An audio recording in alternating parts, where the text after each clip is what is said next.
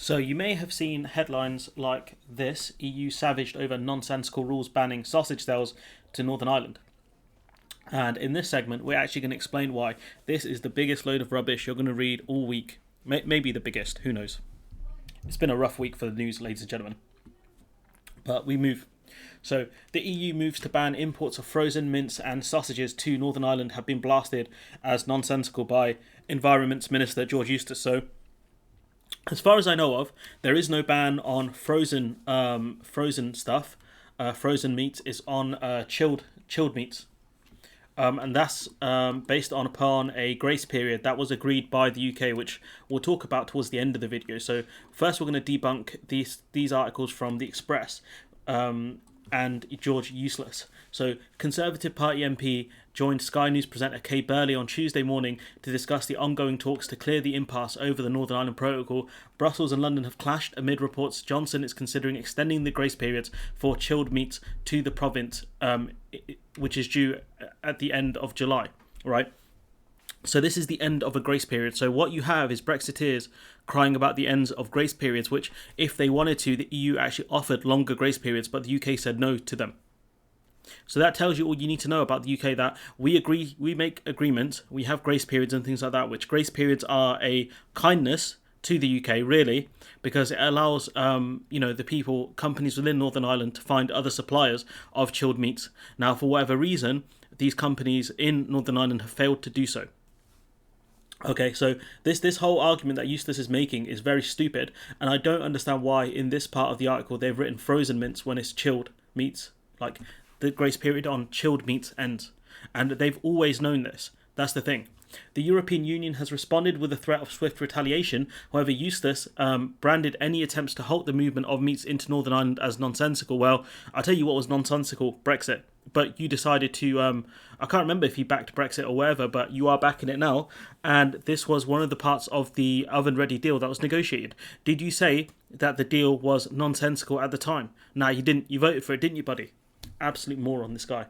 Eustace told Sky's Kay Burley, what you have to bear in mind is that the protocol always envisioned that both parties, which show, I think they have an issue with the transcribing here, would show best endeavours to make the Northern Ireland Protocol work. Well, I'll tell you one thing for free: the EU have offered concessions in certain areas more recently. The UK hasn't. The UK is determined to get rid of the Northern Ireland Protocol. No one within the government at the moment envisioned the Northern Ireland Protocol actually being held to. It was just an agreement, and the British government didn't actually think the EU would, enforce it, essentially. And the EU have, because it's an agreement. That's what decent countries and international institutions do. They uphold the agreements and treaties that they have signed. The UK clearly has not got that memo yet. So he talks about including the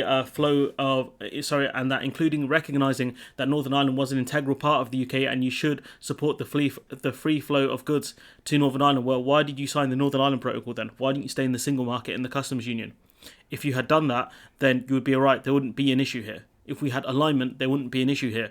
But you're not going to do those things, are you, Eustace? So clearly you don't care about Northern Ireland at all. What we really need to EU. So that's what I mean. The transcribing here doesn't make sense. What we really need the EU to do is to respect that part of the protocol and put in place sensible measures. I mean, you agree to this, pal. Like, you can't argue now that there are parts of the Northern Ireland Protocol that are that don't make sense, because you agreed to it, you voted for it, your government negotiated it. It doesn't. These people don't make sense. They're not serious. To make things like the nonsensical ban on selling sausages and chicken nuggets to Northern Ireland. Again, why did you agree to it then? I don't understand. They talk about duress and all these things, but I thought we hold all the cards. That's the thing. He continued, not just requiring paperwork, but actually having an outright ban on some of these goods. That clearly doesn't make sense. Well, it does make sense because you agreed to it. The EU doesn't really allow third countries to sell chilled meats to it. It's either fresh or frozen. That's generally the way it goes. As far as I know of anyways. If I'm wrong, then correct me in the comments, it's fine. This clearly doesn't make sense. It's always been envisioned that there would be a joint committee process and specialised committees that would look into these technical matters. Well, there are, and they have been talking, and they've gotten nowhere, because the stance the British government has taken is, don't let this, the Northern Ireland Protocol will not work. That's the thing. these committees are meant to iron out creases, and we just need the European Union now to engage in that process, which is ironic because it's the UK that is not engaging in this process. We've already covered that the EU are looking at concessions. They are looking at concessions for the Northern Ireland Protocol around things like medicines and guide dogs, etc. Where are the concessions from the UK side? I don't see any. I'm still looking. It comes as the EU's Brexit Commissioner Sefcovic issued a warning in the Daily Telegraph telling the UK government that any further breaches would trigger a severe response from the bloc, saying that there'll be tariffs and sanctions. He penned, if the UK takes further action over the coming weeks, the EU will not shy in reacting swiftly, firmly and resolutely to ensure the UK abides by its international law obligations. Meanwhile, a British official has said the EU risk worsening tensions in Northern Ireland if supplies of frozen meat are disrupted. Once again, this isn't, as far as I know, of over frozen meat, it's over chilled meat. That's a whole different thing. Even says in this article here in the Express that this is over chilled meat.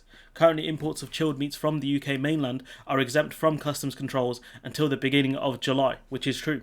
However, UK ministers are considering extending the grace period for chilled meats to ensure uninterrupted deliveries of sausage and mince to Northern Irish shops, according to the Daily Telegraph. The problem is we agreed to these grace periods. We agreed to these rules, so you cannot complain now that the EU don't allow chilled meats into the EU because we're a third country, and the EU doesn't allow third countries typically to ship chilled meats into the EU because there are issues around it when it comes to SPS and stuff like that. So it's just ridiculous here. It's very, very stupid and not surprising at all. The British government has previously unilaterally extended grace periods for supermarket goods and parcels, infuriating Brussels, and rightly so, because we had an agreement. There are joint committees there that are meant to resolve any issues as best they can, but the point is we've done these things unilaterally. That's the key here, on our own. As a result, the EU initiated legal proceedings, which apparently might take until the autumn, which is just ridiculous. EU officials have continually pointed the finger to blame the UK for the problems arising from the protocol, which absolutely, the UK is the main problem behind the failings of the Northern Ireland Protocol. They accuse Britain of failing to implement its provisions and for displaying an uncompromising and inflexible attitude towards resolving outstanding issues. So all of the things that the UK accuses the EU of, being uncompromising and inflexible, is really what the UK is. The UK is just projecting these kind of things onto the EU. Brussels has argued that most of the problems could be resolved if the UK signs up to EU's book on food standards alignment. The Prime Minister refuses to do so, saying that we won't be rule makers, we won't be rule takers and blah, blah, blah, all that nonsense. He told this is a government official saying the situation is very difficult, which it is. It's very difficult, especially because we've made it worse. You look at the current situation in Northern Ireland, in particular with the political calendar of Northern Ireland is coming up to marching season, which again is just a whole ridiculous thing in itself. It's not exactly coming at a good time to suddenly at the start of July happen and people can't get supplies of chilled meats from Britain. So if Britain were really smart, right, what we've done is have these grace periods end after marching season, because that gives you nearly a year to figure things out. But you didn't, did you? You allowed these grace periods to end sort of during the time of marching season, which means that either the UK were so devious and knew they were going to use this as the strategy, the UK playing some sort of 4D chess, or it's just they're just very stupid and incompetent and they didn't realise. I'll let you take your pick on that one. We've got a bit more, which is that this article's from December last year, which says that look, New EU rules on exports dictate that from the 1st of January, the following animal products cannot be exported into the EU. Chilled minced red meat, chilled meat preparations, for example, raw sausages. However, these new rules do not affect exports of raw mincemeat to Northern Ireland because there was a grace period. So we already knew this back in December. Okay, we knew this was the case back in December. So the UK cannot export chilled meats to France since the start of this year. They can't export chilled. They can't export raw chilled sausages. Okay, we could do so for Northern Ireland because there was a grace period there. But what happened was this grace period is ending, and now the UK are using this as another thing to hit the to attack the Northern Ireland Protocol, which is very stupid.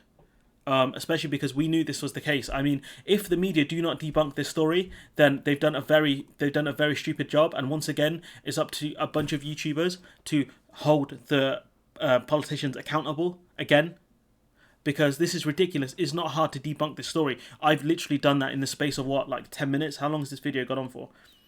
about 10 minutes, I've debunked this whole notion of the idea that the EU is being nonsensical in banning chilled meats from GB to NI. 10 minutes is all it took. And we're not even done yet. This is part of the the Northern Ireland Protocol. So this would have been agreed in 2019, which is that the United Kingdom notes its commitment to fully implement the protocol on Ireland and Northern Ireland to the withdrawal agreement. So that's 2019. The United Kingdom also recalls its commitment to uphold the Belfast Good Friday Agreement in all its dimensions. Regulatory requirements under EU law made applicable to in respect of Northern Ireland by the protocol include prohibitions and restrictions with regard to mincemeat of poultry and ratites, I don't know what that is, of wild game, frozen or chilled mincemeat from animals other than poultry, chilled meat preparations, so sausages, raw sausages, any unprocessed meats from meat initially imported in Great Britain from EU's SPS area. So even if meat is going into the UK from the EU, if it's changed or whatever, that can't be re-exported out. So we already knew this was the case back in 2019. So for these people to cry foul, it's just ridiculous. Maybe it was the EU's mistake to allow such grace periods to exist. I don't know, but I feel like they were being far too nice. And we go to the final bit, which is that is from the great Lisa O'Carroll from The Guardian, saying that he kept asking in December, I think this must be Sefcovic, asking the UK in December whether they were okay with the grace periods of March and June, and they said fine. We have been assured that yes, we even saw the statement of the government website, number 10 website, that they were absolutely okay with it. I haven't seen this, but I'll take her word for it.